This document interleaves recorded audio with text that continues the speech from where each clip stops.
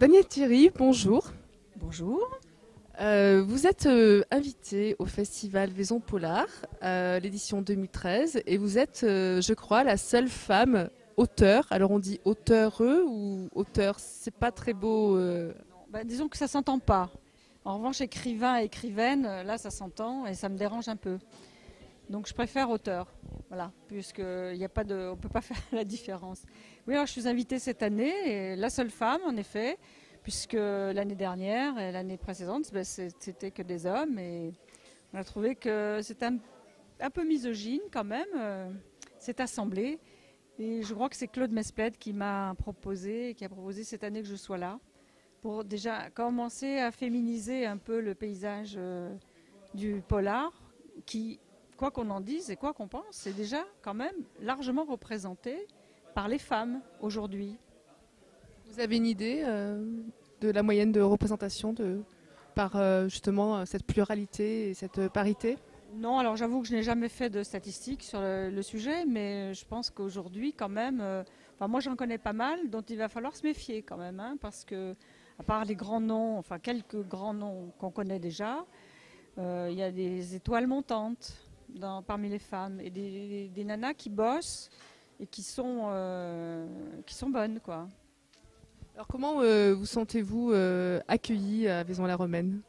Bah écoutez, regardez, nous n'avons pas l'air martyrisés. Non, c'est formidable. On nous avait garanti le soleil. Bon, malheureusement, c'est le seul point noir. Mais on a tellement d'autres choses à faire. Et puis il y a un bar très accueillant. Aujourd'hui, un feu de cheminée. Oui. C'était pas tout à fait ce qu'on espérait, mais tant pis. Non, non, très bien accueillis. Partout où nous sommes allés. Et ici, au village vacances, c'est extraordinaire, quoi. On retrouve des copains. On lit un peu connaissance aussi avec des gens qu'on a l'habitude de croiser sur des salons ou de voir dans des opérations signature, mais avec qui on n'a pas toujours l'opportunité de discuter. Alors que là, pendant cette semaine, c'est l'occasion. Alors je crois que vous avez fait votre carrière dans la police, hein, il me semble, en lisant votre bio. Oui. Mm. Vous avez fait une grande carrière puisque vous étiez encore là, la seule femme arrivée à être commissaire divisionnaire de la police. Racontez-nous votre expérience. Alors, je tempère tout de suite votre propos. Je n'ai pas été la seule femme, parce qu'il y en a beaucoup maintenant, enfin beaucoup. Toujours pareil, si on parle statistique, on est encore loin de la parité, hein, et de l'égalité, n'en parlons pas, parce que, enfin, de l'égalité en termes de traitement, de salaire, tout ça, on l'a, mais l'égalité de chance pour accéder à certains postes, ça reste encore très limité, et bien sûr, la parité, on ne l'a pas. Mais j'ai été la première femme à accéder au grade de commissaire divisionnaire. Donc, il y en a aujourd'hui quand même quelques-unes. Mais auparavant, j'avais été une des premières à être officier de police, une des premières à être commissaire. Enfin, c'est une espèce d'enchaînement. Première à être au festival Maison Polar. Voilà, aussi. Donc j'aime bien ce côté un peu pionnier, si vous voulez. Un peu défricheuse aussi, parce que c'est un métier où justement les femmes n'étaient pas du tout représentées quand j'y suis arrivée, avec toutes les conséquences et tous les inconvénients, mais aussi les avantages, parce que arriver dans un terrain qui n'est pas défriché, ça peut avoir ça a des avantages pour n'importe qui. C'est parfois un petit peu compliqué, mais moi j'ai toujours aimé ça, donc ça ne m'a jamais posé de problème. Comment êtes-vous justement arrivé à vous affirmer dans ce milieu masculin? Bon, parce que enfin, je pense qu'il y a des qualités personnelles déjà qui font qu'on peut s'affirmer ou pas.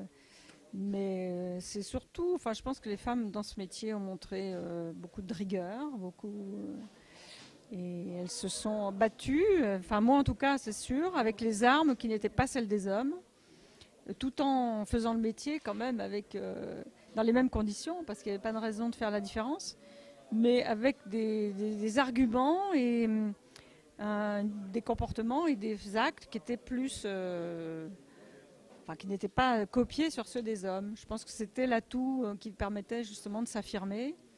Et puis voilà, puis aller au boulot, quoi, parce que c'est comme ça que vous vous faites respecter, c'est en travaillant, c'est en montrant que vous pouvez faire la même chose, d'une façon différente parfois, mais que vous pouvez faire la même chose que les hommes et arriver à franchir les échelons, à franchir les grades, à assumer des commandements, à prendre vos responsabilités, à ne pas se mettre en arrière-plan en disant bah non, moi je suis une femme, je ne pourrais jamais faire ça. Parce que rien n'est inaccessible à personne. Hein. Voilà, c'est à peu près comme ça que j'ai réussi, moi, à faire carrière. Et la plupart de mes collègues qui sont arrivés, certaines bien plus haut que moi dans la hiérarchie policière, c'est une question de parcours et de choix aussi parfois. Elles ont montré ces mêmes qualités de battantes, de personnes qui ne s'en laissent pas trop compter, mais qui en même temps ont des qualités humaines. Bon, voilà, il faut savoir aussi diriger une équipe. C'est pas seulement moi je suis le chef et on m'obéit. C'est pas du tout comme ça que ça marche. Hein. Il faut passer devant, il faut montrer l'exemple, et puis il faut montrer que l'on a appris non seulement à l'école, mais aussi dans la vie. À gérer l'élément humain, à faire fonctionner des équipes et à faire en sorte que chacun travaille dans les meilleures conditions. On pense à sa propre évolution, à sa carrière, mais un peu loin quand même du côté caricatural qu'on peut voir dans certaines séries ou dans certains films, où le patron, c'est un mec qui est derrière son bureau, qui ne fout pas grand-chose de la journée, et qui demande aux gens d'avoir des résultats et qui s'appuie là-dessus pour faire sa carrière. Bon, tout ça, c'est un peu de la caricature quand même. Ça ne marche pas comme ça. Mais je pense qu'encore faut-il le savoir et le dire et le faire savoir. Alors parlez-nous de vos œuvres littéraires. Depuis quand écrivez-vous? Alors j'ai publié mon premier roman en 1995. Et depuis, donc, j'en ai publié à peu près un par an, voire deux dans certaines années. Donc, je vous laisse faire le compte à peu près, parce que moi, j'arrive jamais à me rappeler à combien j'en suis exactement. Et dans tout ça, c'est un peu diversifié, parce que j'ai des livres qui sont, comme on dirait au cinéma ou à la télé, des unitaires. À savoir que c'est une histoire avec des personnages qu'on ne retrouve pas après, qui me sont inspirés soit par une situation particulière, soit un fait divers, soit quelque chose comme ça. Et puis j'ai toute une série de romans avec un personnage à qui j'ai beaucoup prêté de mon caractère, de mon expérience.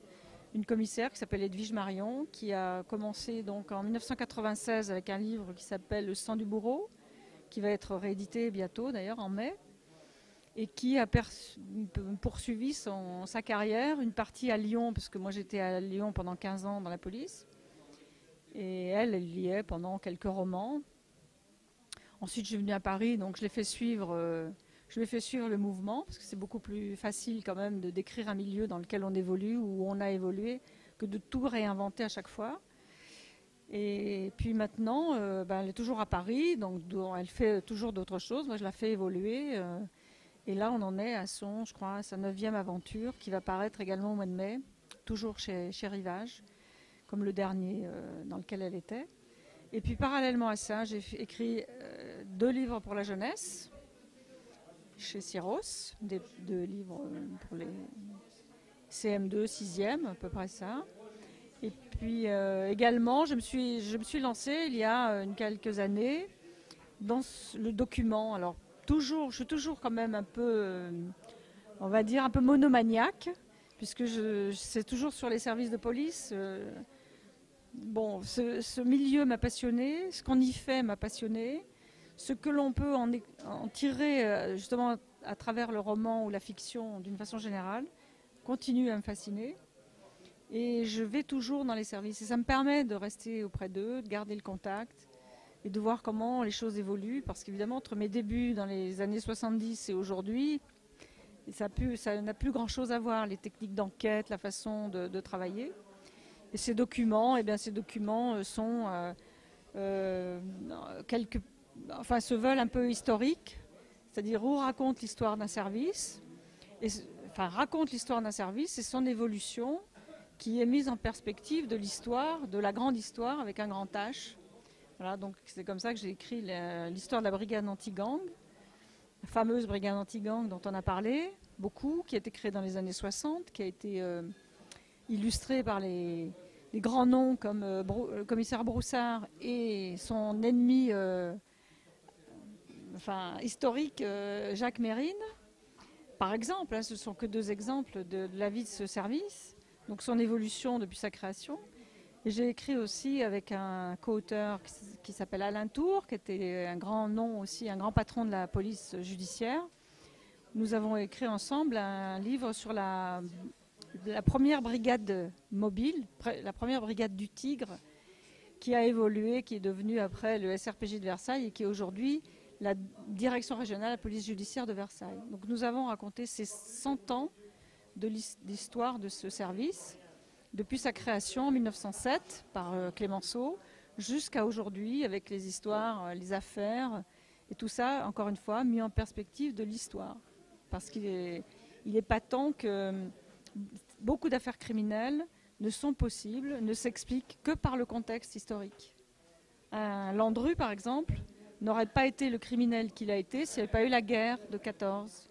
Parce que tous les policiers de l'époque avaient abandonné leurs activités pour aller soit au front, soit faire du contre-espionnage, parce que c'était la grande hantise.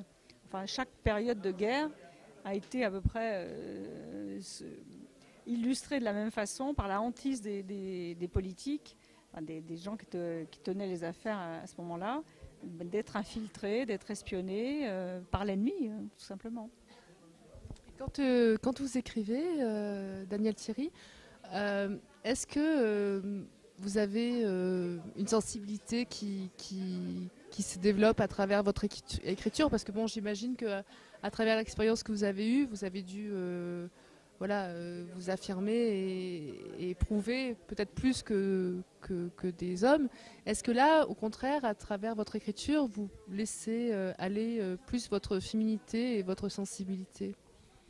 Alors, ce qui n'apparaît pas quand on est dans le métier, évidemment, à travers les affaires qu'on explique, les rapports de police, les procédures, c'est tout le côté intime et personnel et privé dont on ne peut pas faire état.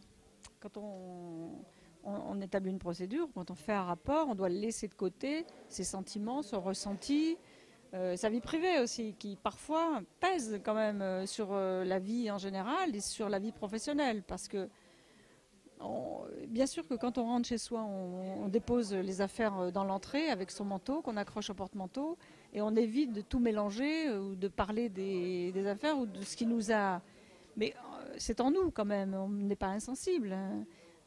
La première fois qu'on assiste à une affaire, qu'on participe à une enquête criminelle de nature quand même perturbante, comme des crimes sur des enfants, des affaires de pédophilie sur des gamins, des enfants très jeunes, et qu'on en a soi-même par exemple, on a beaucoup de mal à laisser ça de côté. Mais dans l'enquête elle-même, dans le rapport qu'on va faire au magistrat, ça ne doit pas transparaître.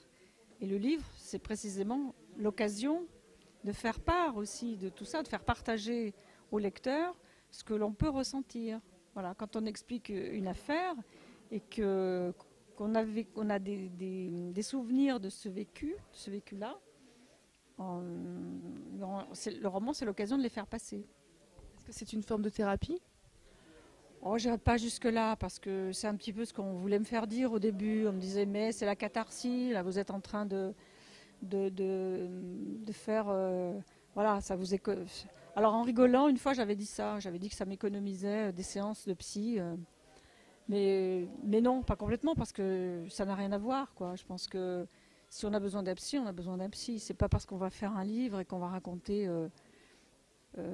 ça permet, je crois, de faire part de certaines choses, voilà, de les partager, de dire aux gens, bon, voilà comment ça se passe, et surtout comment, moi, à travers le personnage, je veux le faire passer.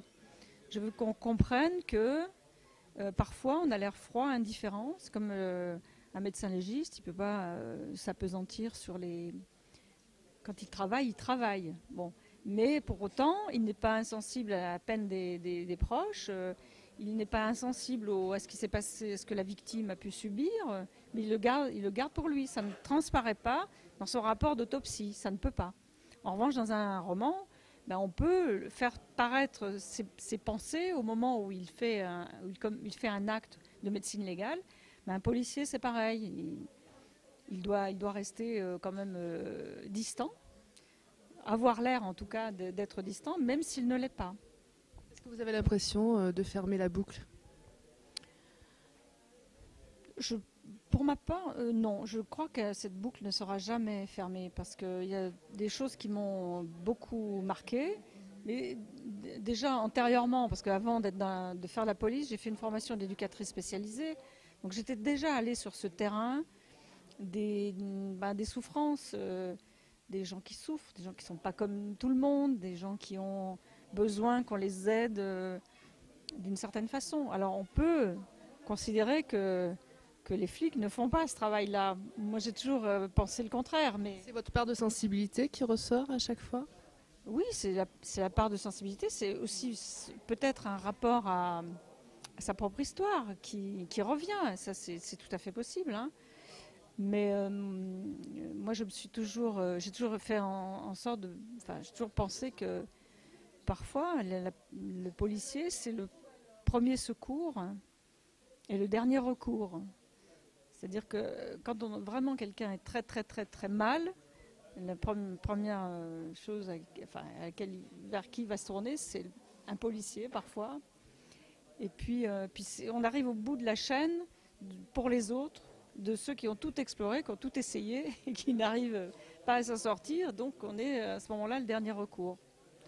C'est un petit peu comme ça que je l'analyse. Mais moi je pense que je n'en aurai jamais fini avec ça, tant que je serai vivante. Et je pense que c'est bien parce que c'est un moteur quand même. Est-ce que vous reviendrez à Vaison-la-Romaine? Ah ben, écoutez, passez le message, parce que si on m'invite, oui, mais je ne viendrai pas si on ne m'invite pas, parce que je suis polie. Mais si on m'invite, oui. C'est enregistré, donc... Voilà, alors qu'on se le dise. Merci Danielle Thierry.